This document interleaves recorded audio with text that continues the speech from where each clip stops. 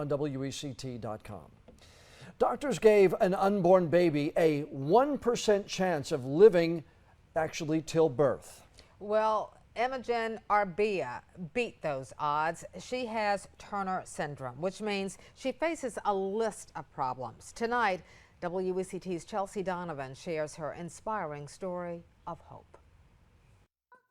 With her bright blue eyes, chubby cheeks, and a smile that would melt your heart, 7-month-old baby Imogen is full of life.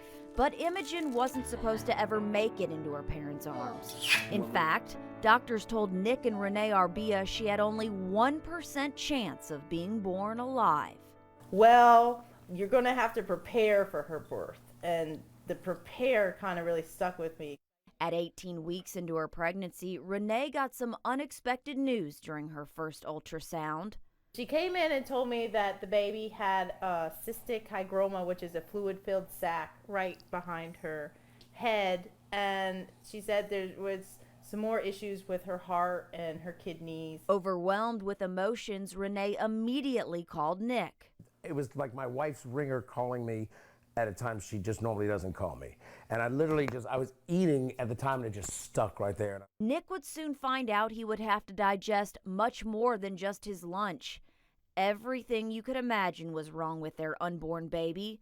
Fluid around the heart, lung problems, and short bones in the arms and legs. They were whisked off to a specialist. Doctors then confirmed through amniocentesis that their unborn baby girl had Turner syndrome, something the Arbias had never even heard of. Turner syndrome is a chromosomal abnormality. It's a condition when the girls are missing one of the chromosomes or part of X chromosome.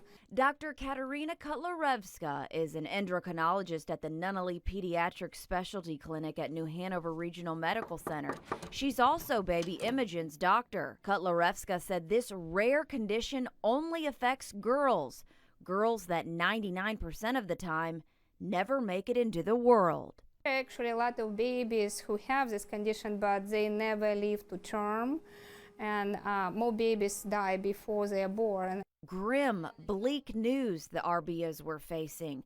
Do they terminate the pregnancy or hold out hope for a miracle? It's almost like a nightmare. You just kind of, like that whole night we didn't sleep, and I just kept telling them, like, no, maybe there's something wrong. Like they just, I don't know, saw a different baby or something wrong with their equipment. But everything they wanted to be wrong was actually right. You have to still be strong, thinking that she can make it, but at the same time, you don't want to get attached either. An emotional roller coaster the family stayed on for the remaining 6 months. Imogen kept overcoming hurdles, showing her presence from inside the womb. She ended up being a big kicker, which was wonderful for me, because the fact that she moved at least every hour or every 2 hours, I always knew that she was fine. Still, family kept reality in check. They secluded themselves, didn't even announce the pregnancy, didn't set up a nursery or accept any baby gifts. However, Nick said when he walked into an empty nursery, he felt his unborn baby girl speaking to him. But there were times in that room when I saw her where I could just feel her say, "Don't give up on me, Daddy." And fight she did.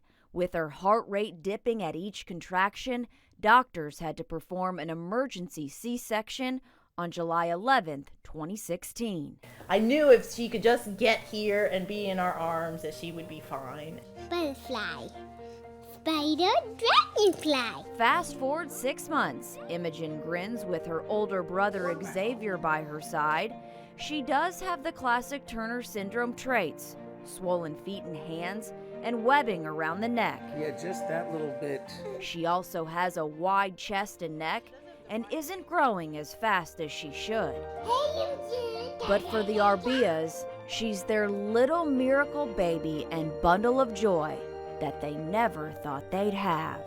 She beat 99%, and she's here and she's strong, and I think that's one of the most amazing things that we wanted people to know about Turner syndrome.